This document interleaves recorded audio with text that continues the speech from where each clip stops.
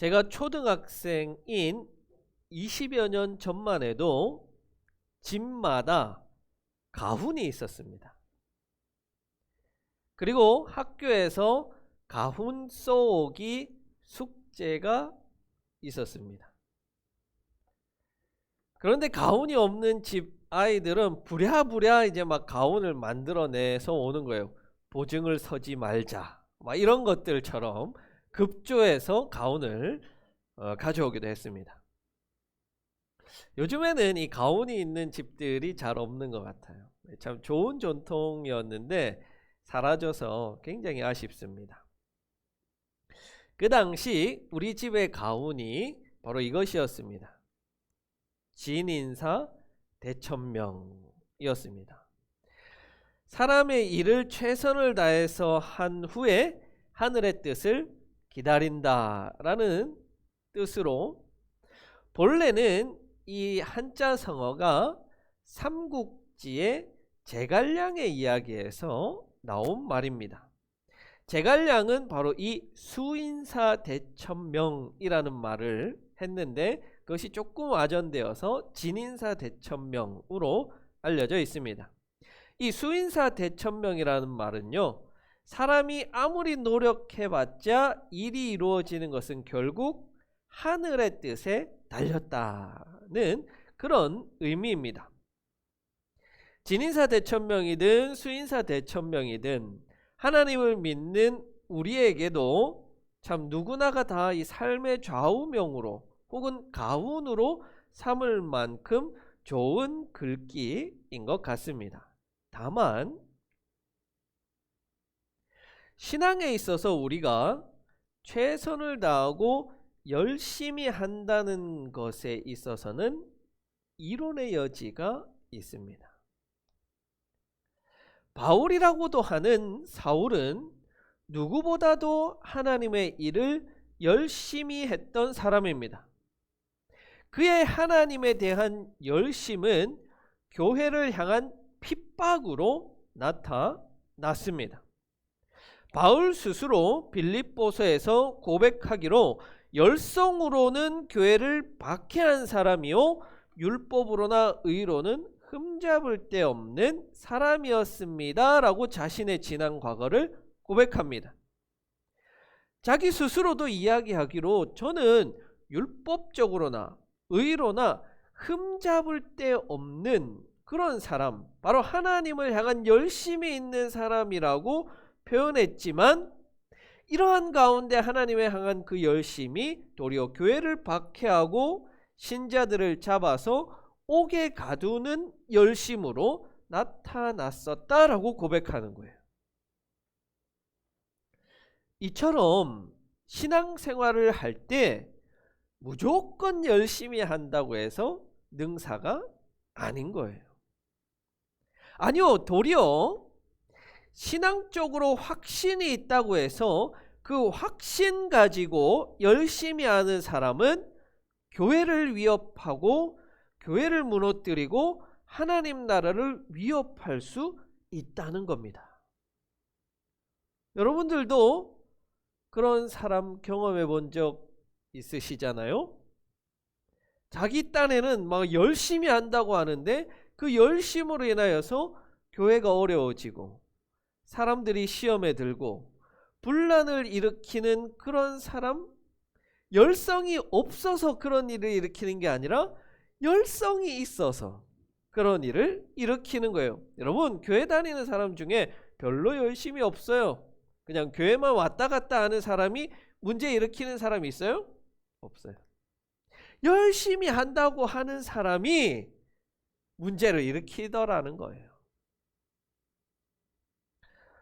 그러면 교회에서 누가 제일 열심히 합니까? 목사잖아요. 누가 제일 많이 문제를 일으키는가 보니까 목사가 문제를 제일 많이 일으키는 것 같아요. 교회를 세워오는데 가장 열심히 해야 되는 사람이 도리어 교회를 무너뜨리는 일에 열심을 내고 있다는 거예요. 우리 교단의 명성교회가 부자 세습을 해서 그렇게 지탄을 받았어요. 그런데 여수에 있는 한태용 교회가 또 부자 세습을 하겠다고 나섰습니다. 장로들이, 재정을 맡은 사람이, 개척 멤버들이, 직분자들이 교회를 핍박하는 거예요. 그들이 교회를 무너뜨리는 거예요. 그렇다고 해서 그들은 교회가 무너지기 원하는 사탄을 믿는 사람들이에요? 그거 아니에요. 그들에게 물으면 자기가 하나님께 대해서, 교회에 대해서 얼마나 열심히 있는지, 얼마나 열성을 다하는지 자부심이 있는 사람들이라는 거예요. 이렇게 하나님을 향한 열성을 가지고 하나님의 일을 하는데 왜 교회가 세워지지 않고 도리어 교회를 무너뜨리는 이유가 무엇일까요? 바로 그것은 모르고 그렇게 해서 그래요. 몰라서 그렇다는 거예요. 여러분, 모르면 어떻게 해야 돼요? 모르면 가만히 있어야죠. 가만히 있으면 반은 간다. 그죠? 모르면 가만히 있어야 되는데 모르는데 열심만 있어서 하나님의 뜻이 아니라 자기 확신에 차가지고, 자기 확신에 차서 그렇게 행동을 하기 때문에 어려움이 생기고 분란이 생기는 거예요. 그래서 우리는 알아야 하고 배워야 하는 거예요. 어떤 열심이 교회를 세우는 열심인지, 우리가 어떻게 열성을 다해야지 교회가 든든하게 세워가는지, 또 한편으로는 어떤 열성이 교회를 무너뜨리는 열성인지, 나의 어떠한 내적인 확신이 어떻게 교회를 무너지게 하는지 우리는 배워야 한다는 거예요. 원하기는 우리 북삼 초대교회 교인은 바른 열심, 하나님의 열심, 여호와의 열심으로 교회를 바르게 섬기고 세울 수 있기를 축원합니다. 그러면 나의 무지와 이 잘못된 내적 확신이 어떻게 교회를 무너뜨리는가? 바울은 로마서에서 이렇게 증언합니다. 나는 증언합니다. 그들은 하나님을 섬기는데 열성이 있습니다. 그러나 그 열성은 올바른 지식에서 난 것이 아닙니다. 그들은 하나님의 의를 알지 못하고 자신들의 의를 세우려고 힘을 씀으로써 하나님의 의에는 복종하지 않게 되었습니다. 여기서 바울이 가리키는 그들은 유대인들을 말합니다. 마치 바울은 자신의 옛 모습을 보는 듯하게 유대인을 묘사하고 있어요. 유대인들은 열성을 다해서 하나님을 사랑한다고, 하나님을 섬긴다고 그렇게 자부심을 가지고 있어요. 하지만 그들은 올바른 지식을 가지고 하는 것이 아니기 때문에 도리어 누구의 의를 세운대요? 자기 자신의 의를 세우는데, 자기 자신의 의를 드러내는 꼴이 되었다라고 지적하고 있는 거예요. 모른다고, 모르는데 열심히 한다고 해서 다 용서가 되는 게 아니라, 모른다고 한 것이 다 괜찮은 것이 아니라는 말이에요. 예수님의 12 제자들은 예수님 가장 가까이서 보고 듣고 경험한 이들이지만 그들도 이런 함정에 빠지는 잘못을 저지릅니다. 대표적인 사람이 베드로잖아요. 베드로는 예수님께서 고난을 당하고 십자가에 달려 죽을 것이다 라는 것을 말하자 어떻게 행동해요? 안 됩니다, 예수님. 그렇게 하면 안 됩니다. 강하게 예수님을 책망해요. 가르쳐요. 그렇게 한 것은 예수님의 사역을 방해하고자 하는 의도에서 그렇게 한 거예요? 아니잖아요. 누구보다 더 많이 예수님을 사랑했어요.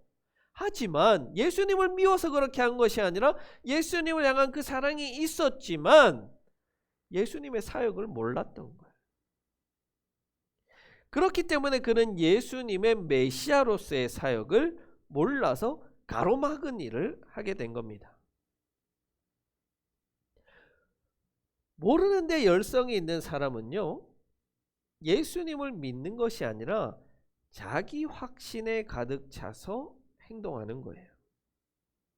그래서요, 하나님의 열심, 하나님의 열성으로 일을 만들어가는 것이 아니라 자기의 열심으로 일을 만들어가려고 해요. 그러니까 여러 가지 문제들이 일어나는 거예요. 모르면 가만히 있으면 차라리 나을 텐데. 절반이라도 갈 텐데. 하나님을 온전히 믿는 믿음과 말씀의 지식 위에 기반하지 않고 자기의 내적인 확신에 차서 행동하는 소위 열성이 있다는 그 그리스도인들이 가장 무서운 사람들이에요. 그런 이들은요, 행동이 폭력적으로 나옵니다. 타인의 믿음을 인정하지 않고 오로지 자기가 말하는 것만 맞다라고 주장을 해요. 거기서 끝나면 다행인데 그렇지 않아요. 타인의 믿음을 폭력을 써서라도 고쳐내려고 하는 겁니다. 바울이 그렇게 했잖아요. 바울이 스데반을 죽이는데 일조했고 그리스도인과 교회를 무력을 써서 핍박을 했어요. 중세교회는 어떻습니까? 오로지 교회의 교리만 맞다고 해서 확신에 차서 마녀라고 죽이고 귀신 들렸다고 죽이고 이단이라서 화형에 처하고 죽여버리는 그런 일을 교회가 했던 거예요. 왜? 자기 확신에 가득 찬 거예요. 여러분, 그러면 지금 이 시대에는 이런 이들이 없습니까? 지금도 있어요. 교회 다닌다고 하면서 예수 믿는다고 말은 하지만 예수님을 실제로 믿는 게 아니라 자기 확신에 차서 타인의 믿음을 인정하지 않고 폭력적으로 대하는 이들이 있어요. 이들은 악순환의 고리에 걸리게 되어 있어요. 예수 그리스도에 대해, 하나님 나라에 대해, 하나님에 대해 잘 모르니까 하나님에 대한 믿음은 없고 대신에 자기 확신으로 살아가는 거예요. 그 자기 확신에 가득 차서 타인의 믿음은 틀리게 보이고 그것은 폭력으로라도 고쳐야 한다라고 여기는 거예요. 이런 자들이 무서운 거예요. 여러분, 이렇게 타인을 향했던 손가락을 이제 한번 구부려 봅시다. 나를 향해 한번 이 지적을 돌아봅시다. 여러분, 나는 하나님을 바르게 믿어서 바른 믿음 생활을 하고 있는가? 아니면 하나님을 믿는 것이 아니라 내 안에 생겨난 그 얄팍한 확신으로 행동하고 있는가? 나의 이 얄팍한 확신으로 타인을 정죄하고 타인을 무시하고 하나님과 사람들 앞에서 내 의를 드러내기 위한 그런 어리석은 짓을 하고 있지는 않은가? 나를 한번 봅시다. 여러분, 우리의 내면에서 나오는 그 열성, 나의 열심, 나의 확신은 사실 대부분 하나님의 뜻과 일치하지 않는 경우가 많습니다. 왜냐면요, 우리 안에는 도무지 선한 것이 없기 때문에 그래요. 비록 우리가 예수님을 오랫동안 믿어왔지만 여전히 우리는 죄와 싸움을 해야 하는 존재이고 여전히 내 안에 있는 그 이기적인 자아와 다퉈야 하는 실존적인 존재라는 거예요. 그래서 우리는 지난주 성령으로부터 주어진 믿음이 아니라 내 안에서 생겨난 내가 만들어낸 그 믿음의 위험성을 보지 않았습니까? 내 안에서 생겨난 그 열성은 열심히 하면 할수록 나의 의, 나의 죄성만 드러내게 마련이라는 거예요. 그러면 성경은 우리에게 어떻게 해야 한다라고 말합니까? 바로 오늘 본문은요, 히스기야 왕의 이야기예요. 지금 히스기야 왕은 어려움을 당하고 있습니다. 북이스라엘을 멸망시킨 아수르의 군대가 남유다에 지금 침공해 와서 이미 여러 성읍들을 점령하고 예루살렘 침공을 앞두고 있습니다. 아수르는요, 당시에 가장 강대한 제국으로서 아주 작은 소국인 이 유다가 상대할 만한 대적이 아니었어요. 히스기야는 그가 즉위한 지 7년째 되던 해에 북이스라엘이 이 아수르에게 멸망당하는 것을 직접 눈으로 봤어요. 누구보다도 아수르의 강함을 잘 알고 있는 사람이에요. 그럼에도 불구하고 이 히스기야는 자기가 한번 이 어려움 당한 상황을 해결해 보겠다고 나서요. 자기가 한번 열심을 내본 거예요. 어떤 열심을 내느냐? 바로 애굽, 이집트를 찾아갑니다. 우리 함께 편 먹자. 그래서 이 아수르로부터 이집트 우리를 좀 도와줘. 자기가 이 한 번의 풍전등과 이 위기를 한번 이겨내 보겠다고 이집트를 찾아간 거예요. 하지만 아수르가 쳐들어왔을 때 애굽은 아무런 역할도 하지 못합니다. 그리고는 히스기야가 이 치욕스러운 일을 당합니다. 열왕기하 18장 14절에 보면요, 히스기야가 사람을 보내서 아수르 왕 사네립에게 제가 잘못했습니다, 용서를 구해요. 그러자 아수르 왕 사네립은 전쟁 배상금을 내라 라고 해서 은 300달란트, 금 30달란트를 요구합니다. 그만한 금이 없으니까 히스기야는 성전에 가서 성전의 기물들, 성전 기둥을 입혔던 그 금박들을 다 떼내가지고 그것으로 배상금을 치릅니다. 그러면 아수르가 물러갔을까요? 물러가지 않았어요. 다시 항복하라고 위협합니다. 이제 히스기야가 할 수 있는 건 아무것도 없어요. 더 떼어줄 돈도 없어요. 금도 없어요. 자기를 도와줄 이집트도 없어요. 아무것도 없습니다. 자신은 왕이지만 왕으로서 할 수 있는 일이 아무것도 없는 거예요. 그래서 그가 아무것도 할 수 없는 그때 무엇을 하냐면 기도를 합니다. 오늘 보면 15절, 앞에 있는 15절에서 성전에 올라가 기도하는 히스기야의 모습이 기록되어 있습니다. 이렇게 자신의 모든 열성, 자기가 한번 해보겠다는 그 열심을 내려놓고 하나님께 기도했을 때 하나님은 이사야 선지자를 통해서 이렇게 말씀하십니다. 나 여호와의 열심이 이 일을 이룰 것이다. 나 여호와의 열심이 이 일을 이룰 것이다. 하나님의 열심이 이 모든 어려움으로부터 이겨내도록 일하시겠다고 약속하셨고, 그 다음 날 아수르의 그 찬란하던 군대는 주님의 천사에 의해 패하여 도망가게 됩니다. 우리 믿는 자들은요, 자기가 열심히 하면 안 돼요.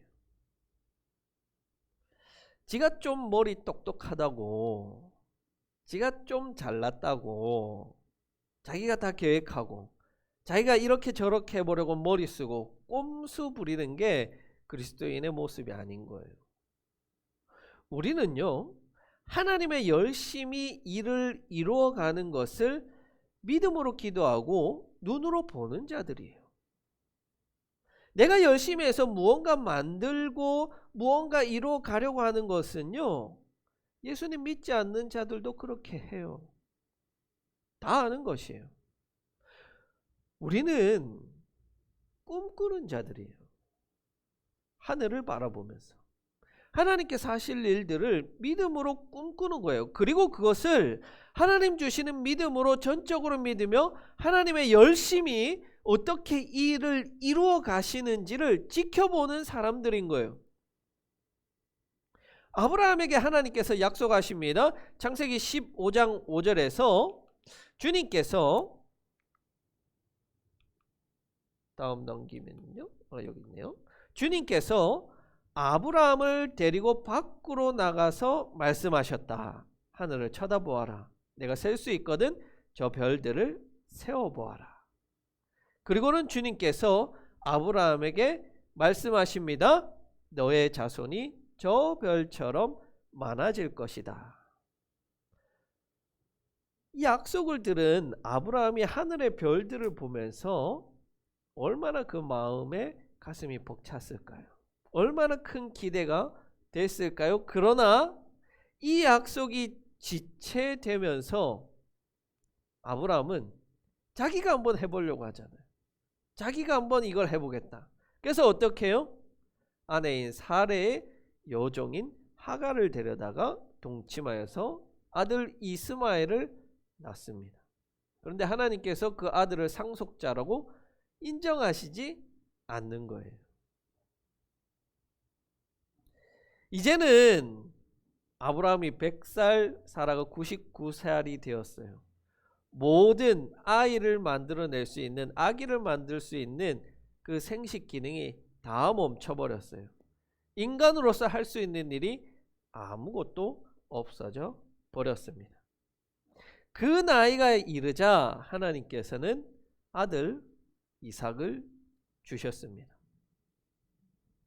하나님께서 일하신 거예요. 하나님께서 이루어내신 거예요. 여러분, 우리는요, 내 힘으로 사는 사람들이 아니에요. 나는 힘을 빼야 돼요. 힘을 빼야 돼요. 그리고 하나님의 힘으로, 하나님의 비전으로, 하나님이 보여주시는 꿈을 꾸며 그것을 이루어 가시는 하나님을 믿음으로 기대하며 기도하는 사람들, 그게 우리인 거예요. 그래서 제가 올해 여러분들에게 기도 제목 달라고 요청드렸어요. 그런데 아직도 기도 제목 안 보내신 분들은 자기 힘으로 다 할 수 있다라고 생각하시는 분들이죠. 우리 교인만이 아니라 제가 우리 교회를 위해서 뒤에서 기도하고 도우시는 분들의 기도 제목도 받았습니다. 그리고 우리 교회 홈페이지에 익명 게시판에 제가 그 기도 제목들을 다 적어뒀어요.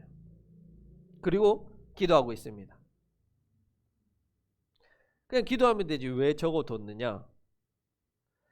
저는 올해가 끝날 때쯤에 이 기도 제목을 보고 하나님께서 어떻게 열심히 일하셨는지를 한번 보려고 해요. 그리고 내년에도 다시 한 번 더 보려고 해요. 10년 뒤에 하나님께서 이 기도 제목들을 어떻게 하나님의 열심으로 이루어 가셨는지 보려고 합니다. 여러분, 제가 이 마음이 들었을 때 제 마음이 너무 벅찼어요. 너무 설레는 마음으로 가득 찼어요. 너무 흥분됐어요. 마치 아브라함이 하늘의 그 별들을 보면서 설렜던 그 마음이 제 마음에 전해졌어요. 그래서 저는 기도하는 거예요. 여러분의 기도 제목, 저의 기도 제목을 놓고 기도합니다. 올해는 나의 열성과 좀 나의 열심, 이것들은 조금 내려놓고 하나님의 열심이 어떻게 일하시는지 기도하며 믿음으로 바라봅니다. 올해 우리 북삼 초대교회 성도들이 그랬으면 좋겠어요. 하나님께서 여러분들을 향해 어떤 계획을 품고 계시는지, 하나님께서 여러분들의 그 계획들을 어떻게 열심으로 이루어 가시는지 여러분들 잘 알고 있어요. 한편으로 하나님도 하나님을 향한 여러분들의 열심, 그 사모하는 마음, 수고하고자 하는 그런 마음을 하나님도 너무 잘 알고 계세요. 여러분의 그 마음을 저희가 아는데 하나님이라고 모르실까요? 그런데요, 올해는 그 열심을, 그 열성을 우리 조금 내려놓고 우리가 기도하면서 하나님의 그 일하심을 믿음의 눈으로 함께 한번 보기 원합니다. 수인사 대천명, 일의 결국은요, 내가 열심히 했느냐 하지 않았느냐에 달리지 않았어요. 전적으로 하나님의 계획하심과 하나님의 열심에 달려있기 때문에 그래요. 여러분, 우리 하나님을 믿읍시다. 자기 확신, 내 확신, 그것이 아니라 하나님께서 주시는 그 믿음을 가지고 하나님께서 일하시겠다고 하시니까, 하나님의 열성으로 일을 이루어 가시겠다고 하시니까 우리 그것을 한번 믿고 기대하며 기도하는 2022년 한 해가 되기를 간절히 기원합니다.